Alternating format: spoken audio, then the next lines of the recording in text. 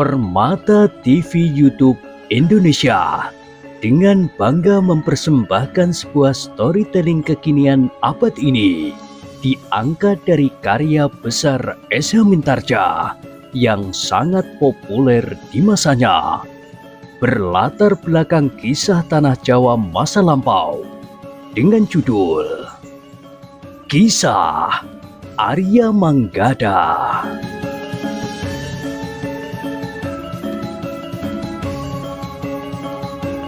Pada kesempatan yang sangat baik ini, kita masuk pada episode yang ke-127. Selamat menikmati.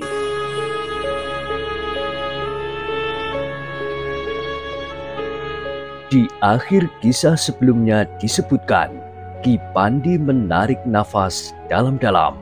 Ia mengerti bahwa pemilik rumah itu atau bahkan mungkin tamu-tamunya menjadi sangat berhati-hati. Sebenarnya lah, Ki Pandi pun kemudian melihat seorang yang muncul dari pintu seketeng. Sambil melangkah ke tangga pendopo, orang itu bertanya, "Siapakah kau Kisanak? Dan apakah keperluanmu malam-malam begini datang kemari?" Ki Pandi menarik nafas dalam-dalam.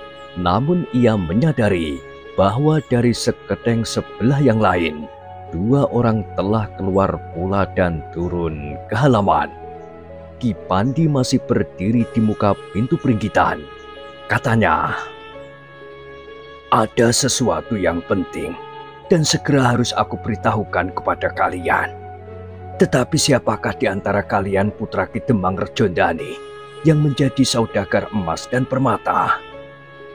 "Aku," jawab orang itu, orang yang masih terhitung muda dengan kumis yang tebal di atas bibirnya. "Baiklah, aku mohon kesempatan untuk berbicara sejenak. Maaf jika aku harus melakukannya dengan cepat, karena waktunya sangat sempit," berkata Ki Pandi. "Siapa sebenarnya kau ini?" bertanya anak Ki Demang itu. "Itu tidak penting, tetapi aku minta kata-kataku didengar," berkata Ki Pandi. "Apa yang ingin kau katakan?"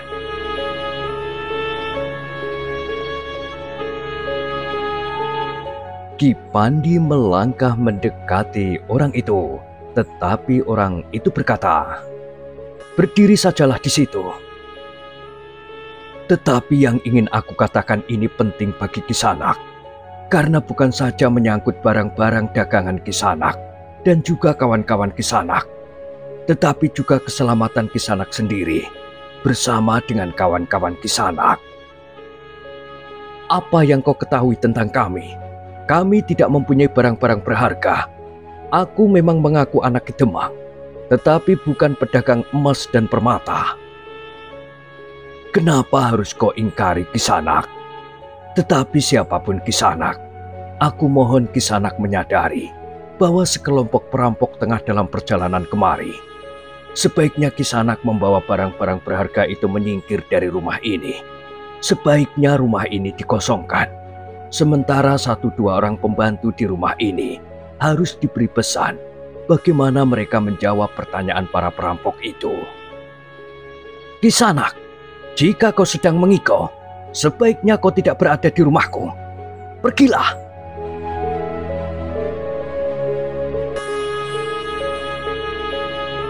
"Aku berkata sebenarnya Kisanak, pembantu itu harus mengatakan bahwa di rumah ini tidak ada tamu.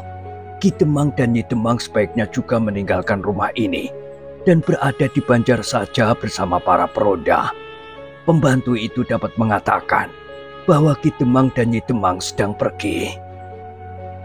"Ayah dan ibuku memang tidak sedang di rumah Kisanak. Pamanku sedang menikahkan anaknya." "Jika demikian, silakan kalian pergi. Meskipun aku melihat ada gardu di sebelah, namun kekuatan para perampok itu terlalu besar untuk ditandingi." Anak Ki Demang itu kemudian justru menggeram. "Apakah kau salah seorang dari mereka dan berusaha untuk menakut-nakuti kami? agar kami tidak memberikan perlawanan. Bukan sekedar tidak memberikan perlawanan, tetapi aku mohon kalian menyingkir. Pergilah, atau aku bahkan akan menangkapmu. Ki Pandi termangu-mangu sejenak. Bahkan seorang yang berdiri di sisi lain dari pendopo itu menggeram. Orang bongkok, kau jangan mencoba mengganggu ketenangan kami. Ki Pandi menarik nafas dalam-dalam. Ternyata orang-orang itu tidak mempercayainya. Mungkin karena wujud lahiriahnya, maka ia dianggap orang yang kurang waras, yang tersesat di Kademangan Rejondani. Pergilah, berkata anak Ki Demang itu. Kami malam ini harus beristirahat sebaik-baiknya. Besok kami akan menempuh perjalanan panjang. Aku mohon kalian mendengarkan kata-kataku, berkata Ki Pandi sekali lagi. Kau orang aneh. Untuk apa sebenarnya permainan ini kau lakukan? Apakah kau memang sedang memancing persoalan? Atau mencoba membuka kesempatan bagi gerombolanmu untuk masuk ke dalam rumahku? Dengar Kisanak, sekali lagi aku peringatkan kau agar pergi. Jika tidak, maka kami akan menangkapmu. Malam ini juga kami akan memerintahkan anak-anak muda untuk memanggil ayah dan mengadilimu. Ki Pandi kehilangan harapannya untuk memberi peringatan kepada orang-orang itu. Sebenarnya lah, ia memang mempunyai pamrih. Jika ia berhasil menyelamatkan emas dan permata dan bahkan wesi aji dari saudagar-saudagar itu, maka pada kesempatan lain, ia akan dapat minta bantuan mereka untuk menyelamatkan Padukuhan Kemawang. Karena Kademangan Kalegen nampaknya ragu-ragu menghadapi Ki Sopo Aruh. Tetapi nampaknya usaha itu sia-sia. Dengan kecewa Ki Pandi pun kemudian melangkah turun dari pendopo. Demikian ia berdiri di halaman. Maka ia melihat 4 orang yang berada di dekat pintu seketeng sebelah menyebelah. Wiro Sabet dan Suro Gendong cukup teliti memperhitungkan sasarannya. Atau barangkali atas petunjuk Ki Sopo Aruh, berkata Ki Pandi di dalam hatinya. Dengan hati yang berat Ki Pandi melangkah keluar dari halaman rumah itu. Namun sebelum ia keluar dari regol halaman, ia pun masih berkata, Aku minta kalian mengingat peringatanku ini Kisanak. Jika terjadi sesuatu atas kalian, maka kalian jangan menyesal. Keempat orang itu tidak menjawab. Sementara itu, Ki Pandi yang kecewa itu pun melangkah keluar lewat pintu regol halaman. Ada juga orang gila datang malam-malam begini, berkata salah seorang dari mereka. Lupakan, berkata anak Ki Demang yang berkumis itu. Kita masih mempunyai waktu untuk tidur lagi. Tetapi seorang di antara mereka itu pun berkata, Perasaanku menjadi tidak enak jika orang itu tidak mempunyai keterangan tentang yang dikatakannya itu. Apakah sebenarnya tujuannya? Mungkin ia memang orang gila, desis yang lain, atau bahkan sedang menjajaki apakah kami menjadi ketakutan. Sudahlah, berkata anak Ki Demang. Sudahlah, kita tidur saja lagi. Sementara itu waktu bergulir semakin jauh, walaupun menjadi semakin malam. Keempat orang itu sudah berada di dalam rumah lagi. Keempat orang itu memang sengaja tidur di ruang dalam bersama-sama. Ketiga orang tamu yang bermalam di rumah itu tidak dipersilahkan tidur di gandok, karena mereka bersama-sama menjaga barang-barang mereka yang nilainya tinggi.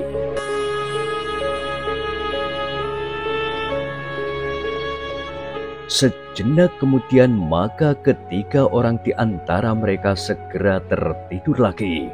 yang seorang lagi masih saja merasa gelisah. Ia tidak menjadi ketakutan, tetapi peringatan yang diberikan orang bongkok itu membuatnya berhati-hati. Ada perasaan tidak enak yang menggelitik jantungnya. Beberapa saat orang itu berbaring tanpa dapat memejamkan matanya. Karena itu, maka ia pun justru bangkit dan duduk di ruang dalam. Suara-suara malam di luar dinding rumah itu membuat malam menjadi semakin mencekamnya. Sementara itu, ketiga orang kawannya, termasuk anak Ki Demang, telah tertidur nyenyak.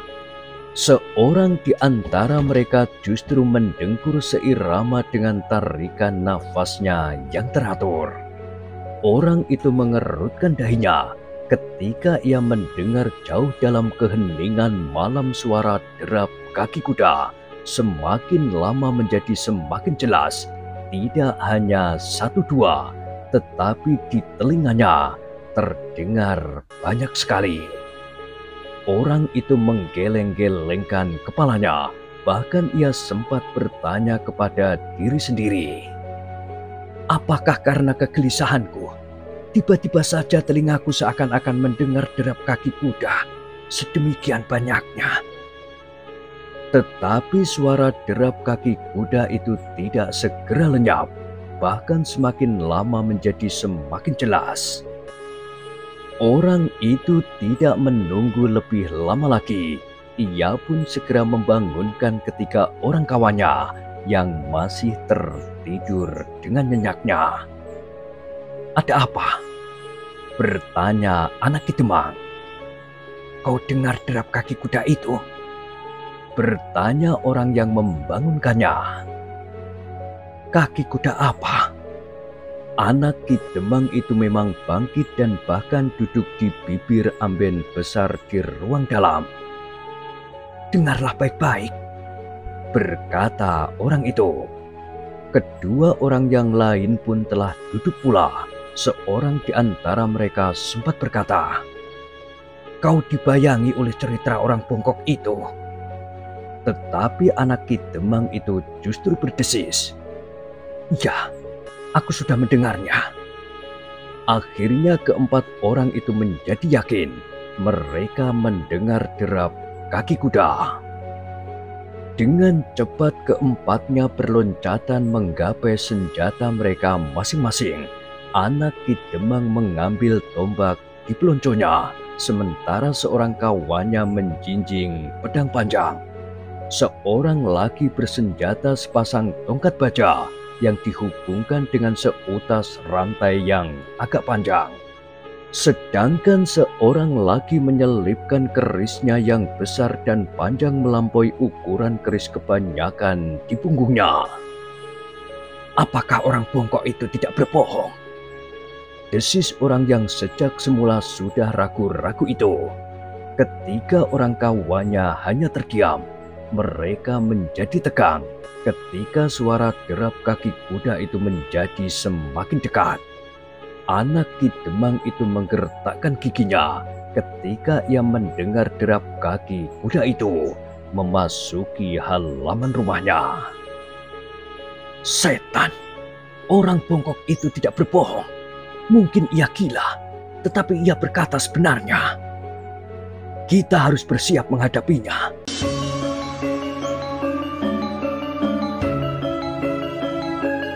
Sejenak kemudian maka mereka pun mendengar orang-orang di halaman itu berloncatan turun. Mereka mendengar langkah beberapa orang ke halaman samping, sedangkan beberapa orang yang lain naik ke pendopo. Sementara itu, 3 ekor kuda telah langsung berhenti di depan gardu. Ada 5 anak muda yang sedang meronda, namun ketika orang berkuda itu mengancam mereka, maka mereka tidak berani berbuat apa-apa. Jika kalian mencoba melibatkan diri, maka kalian akan menyesal, berkata salah seorang dari ketiga orang berkuda itu. Kelima anak muda itu memang tidak akan dapat melawan mereka. sehingga mereka lebih baik berdiam diri saja di dalam gardu. Sementara itu orang-orang yang berada di halaman rumah Ki Demang telah mengawasi segala pintu keluar rumah itu, bahkan sampai ke pintu dapur sekalipun. 4 orang kemudian telah berdiri di depan pintu peringgitan. Seorang di antara mereka adalah seorang yang umurnya sudah melampaui pertengahan abad, namun badannya masih nampak kuat, kekar dan tegar pula. Orang itulah yang mengetuk pintu peringgitan. "Buka pintumu atau aku rusakkan. Kalian yang ada di dalam tidak mempunyai pilihan apapun kecuali mendengarkan dan melakukan segala perintah kami. Kami tahu bahwa ada 4 orang yang ada di dalam. Ki Demang dan Nyai Demang sedang pergi ke perhelatan pernikahan kemenakannya." Orang-orang yang berada di dalam rumah itu menjadi semakin tegang, tetapi tidak seorang pun yang membuka pintunya. Ternyata bukan hanya pintu peringgitan saja yang diketuk, tetapi pintu butulan di geladri sebelah kanan juga diketuk. Justru lebih keras, terdengar suara lantang. "Buka pintu! Cepat!" Tetapi ke-4 orang itu tidak membuka pintu. Karena itu, maka orang-orang yang berdiri di depan pintu peringgitan itu tidak sabar lagi. Mereka mulai menghentak-hentak pintu itu. Semakin lama menjadi semakin keras. Orang yang sudah berumur lebih setengah abad itu menjadi semakin tidak sabar. Karena itu, maka dengan kekuatannya yang melampaui takaran kekuatan wajarnya, orang itu telah menghentakkan pintu itu, sehingga pintu dari dinding gebyok itu pecah dan roboh ke dalam, sehingga pintu itu pun kemudian menjadi menganga. Namun nampaknya tidak diduga sebelumnya bahwa dengan tiba-tiba 4 orang yang ada di dalam ruangan itu pun telah meloncat menyerang, sehingga orang-orang yang berdiri di pintu itu berloncatan mundur. Dengan kecepatan yang tinggi, ke-4 orang itu berloncatan melintasi pendopo dan turun ke halaman. Agaknya mereka memilih bertempur di halaman daripada di pendopo, karena di halaman itu mereka tidak akan terganggu oleh tiang-tiang yang berdiri tegak membeku. Tetapi demikian ke-4 orang itu berdiri di pendopo, maka beberapa orang telah menyusul mereka dan bahkan kemudian mengepung mereka. Orang yang mengetuk dan kemudian merusakkan pintu itu pun telah melangkah dan kemudian berdiri di tangga pendopo sambil berkata, "Kisanak, aku tahu kau adalah orang-orang yang berilmu. Tetapi aku pun tahu bahwa ilmu kalian masih belum apa-apa bagiku dan bagi orang-orangku. Karena itu, maka sebaiknya kalian menyerah saja. Jika kalian menyerah, maka kalian akan kami perlakukan dengan baik. Tetapi jika kalian melawan, maka nasib kalian akan menjadi lebih buruk lagi." "Kau siapa?" bertanya anak Ki Demang. "Orang memanggilku Ki Sopo Aruh," jawab orang itu. Wajah anak Ki Demang itu menjadi tegang. Sementara itu Ki Sopo Aruh itu pun berkata, "Kau pernah mendengar namaku? Mungkin namaku memang belum terlalu banyak dikenal di sini." Anak Ki Demang itu menggeram. Ternyata ia memang pernah mendengar nama Ki Sopo Aruh. Namun ketika tiba-tiba saja ia berhadapan, maka hatinya memang menjadi sangat berdebar-debar. "Nah, Kisanak, marilah kita menyelesaikan persoalan kita dengan baik. Kami bukan orang yang senang mempergunakan kekerasan untuk tujuan apapun. Kami juga bukan orang yang senang berselisih di antara sesama.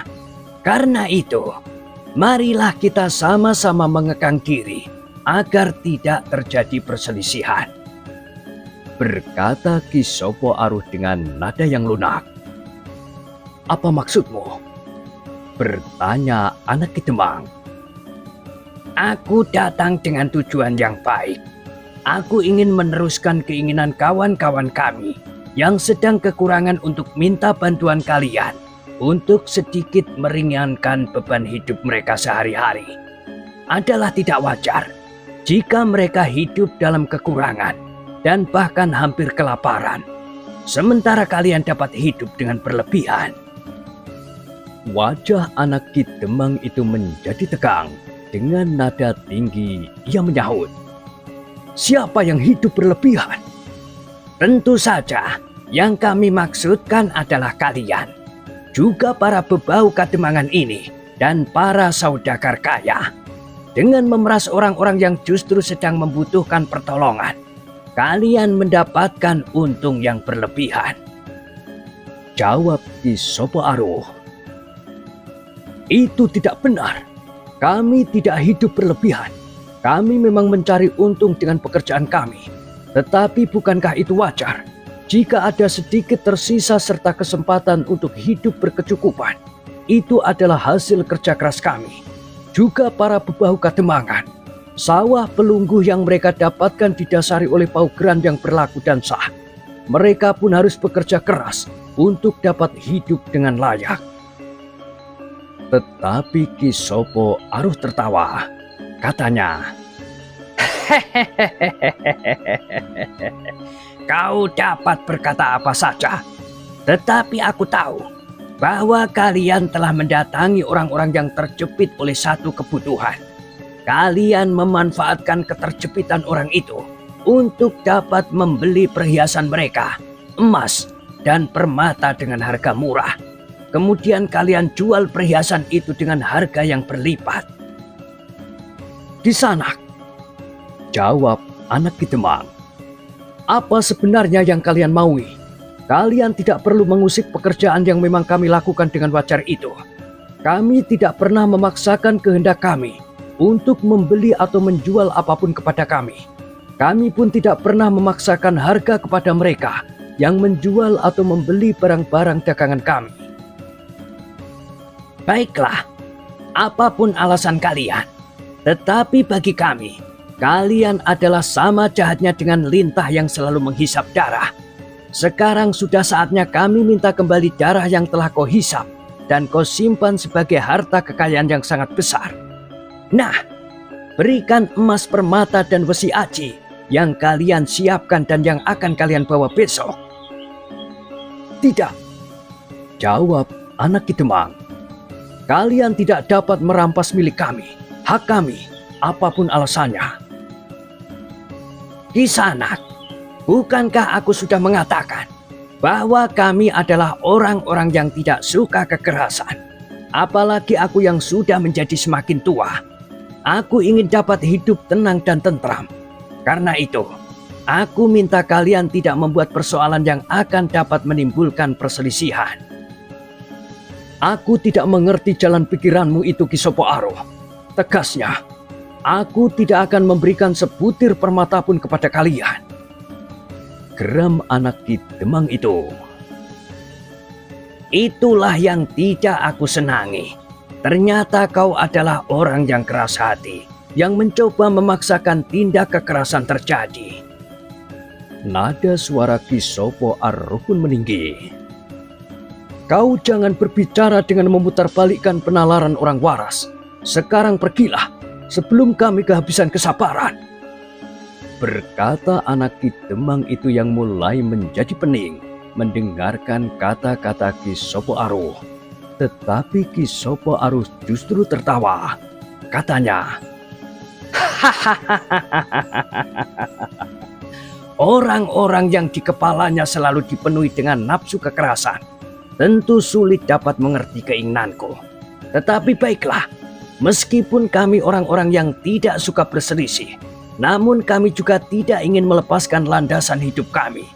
Kami akan mewakili orang-orang miskin yang pernah kau cekik lehernya dan kau hisap darahnya hingga kering.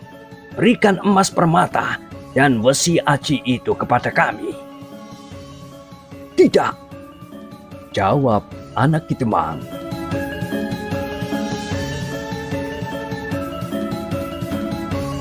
"Jika kau berkeras tidak mau memberikan emas permata dan besi aji itu kepada kami, maka dengan terpaksa sekali kami akan mengambilnya. Kami akan mempertahankan hak kami," jawab anak Kitemang. Ki Sopo Aruh itu mengerutkan dahinya. Ia sudah cukup panjang berbicara, sehingga kemudian ia pun telah memberikan isyarat kepada orang-orangnya untuk bersiap. Keempat orang pedagang emas, permata, dan besi aji itu pun bersiap pula menghadapi segala kemungkinan. Namun mereka harus melihat kenyataan bahwa lawan yang berdiri di sekitarnya terlalu banyak. Sementara itu, keempat orang itu pun menyadari bahwa selain orang-orang yang ada di sekitarnya, masih ada yang lain di halaman samping, bahkan di halaman belakang. Tetapi keempat orang itu tidak membiarkan miliknya dirampok apapun alasannya, bahkan yang tidak dapat diikuti dengan nalarnya. Apa yang mereka miliki itu, menurut pendapat mereka, adalah hasil kerja keras mereka, bukan karena memeras, merampas, atau menipu orang lain. Karena keempat orang itu tidak mau menyerahkan milik mereka, maka Ki Sopo Aruh pun kemudian telah memerintahkan orang-orangnya untuk segera menangkap keempat orang itu. "Kita akan memaksa mereka melakukan sebagaimana aku katakan," berkata Ki Sopo Aruh. "Mereka ternyata sama sekali tidak menghargai niat kita untuk menyelesaikan persoalan ini dengan baik-baik tanpa harus melakukan kekerasan." Keempat orang pedagang emas dan permata itu sudah tidak mau mendengar lagi. Justru merekalah yang lebih dahulu menyerang karena jumlah lawan mereka terlalu banyak, sehingga keempat orang itu tidak ingin mendapat tekanan lebih dahulu. Dengan demikian maka pertempuran pun segera terjadi. Dengan tangkasnya keempat orang pedagang emas dan permata itu berloncatan di halaman menghadapi lawan yang terlalu banyak. Namun dengan berani keempat orang itu bertempur. Senjata mereka terayun-ayun dengan cepatnya menebas dan mematuk.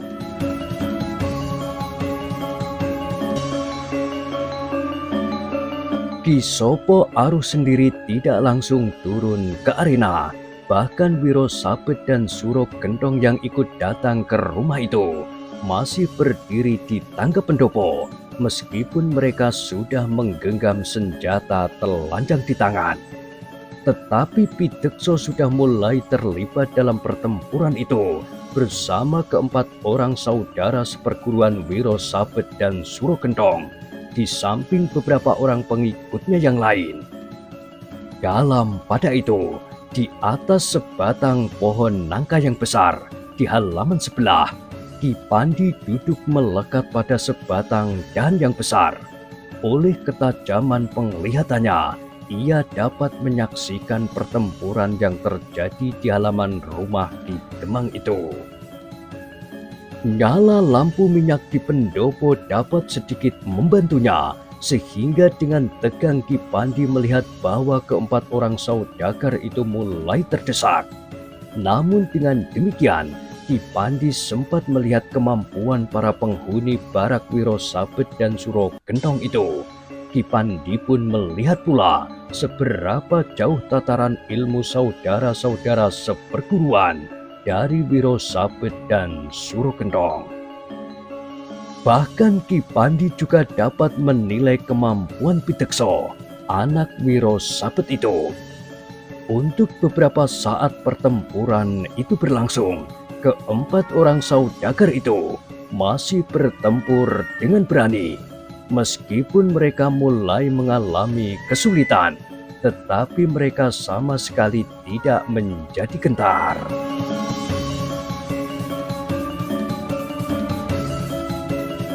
Agaknya Ki Sopo Aruh menjadi tidak sabar. Karena itu, maka ia pun memberi isyarat agar Wiro Sabet dan Suro Gentong bersama dirinya sendiri segera memasuki arena. Kita tangkap keempat orang itu hidup-hidup. Kita memang bukan pembunuh-pembunuh yang tidak berjantung. Kita akan mengampuni mereka setelah kita mendapatkan apa yang kita cari. Teriak Ki Sopo Aruh yang bersama Wiro Sabet dan Suro Gentong telah menuruni arena pertempuran. Pertempuran pun menjadi semakin sengit, tetapi keempat orang saudagar itu benar-benar telah kehilangan kesempatan untuk mempertahankan diri. Sementara seisi rumah di Demang itu sudah terbangun, tetapi mereka tidak dapat berbuat apa-apa. Beberapa orang membentak dengan kasar dan mengancam akan membunuh siapapun yang berniat membantu keempat orang saudagar itu.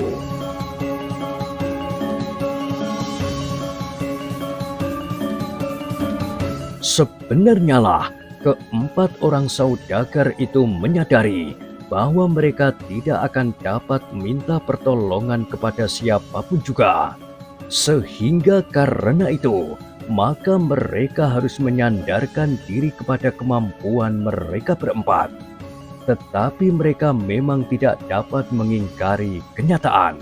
Semakin lama mereka menjadi semakin tidak berdaya. Apalagi setelah Ki Sopo Aruh sendiri, Wiro Sabet dan Suro Gentong ikut dalam pertempuran. Dengan cepat kemampuan perlawanan keempat orang saudagar itu pun menyusut. Ki Pandi yang duduk di atas dahan pohon nangka menyaksikan pertempuran itu dengan sungguh-sungguh. Ia melihat bagaimana Ki Sopo Aruh sendiri turun ke gelanggang. Ia sempat melihat unsur-unsur gerak yang dipergunakannya. Meskipun Ki Pandi tahu bahwa Ki Sopo Aruh dalam pertempuran itu tidak merasa perlu untuk menumpahkan segala macam kemampuannya. Namun pada itu, Ki Pandi dapat menilai tataran kemampuan Wiro Sabet dan Suro Gentong. Beberapa saat kemudian, maka keempat orang saudagar itu telah menjadi tidak berdaya. Senjata mereka tidak mampu lagi melindungi diri mereka dengan baik. Dalam pertempuran yang tidak terlalu lama itu, maka keempat orang saudagar itu semuanya telah terluka. Sementara itu, Ki Sopo Aruh dengan kemampuannya yang tinggi benar-benar mampu menguasai keempat orang itu bersama-sama dengan Wiro Sabet dan Suro Gentong beserta saudara seperguruannya. Kita tidak akan membunuh mereka, berkata Ki Sopo Aruh. Pertempuran itu pun kemudian telah terhenti. Suro Gentong dengan garangnya telah mendorong anak Ki Demang dengan kakinya, sehingga anak Ki Demang itu jatuh tertelungkup di hadapan Ki Sopo Aruh.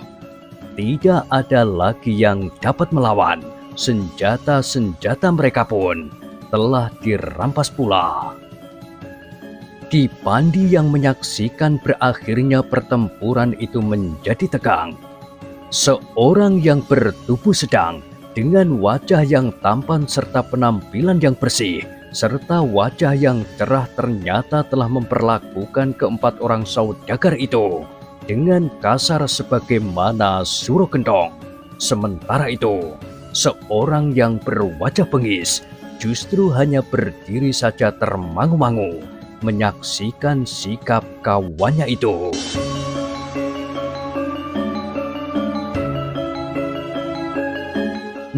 Nah, bagaimanakah kisah selanjutnya? Silahkan ikuti terus kisah Arya Manggada pada kesempatan berikutnya. Sampai jumpa.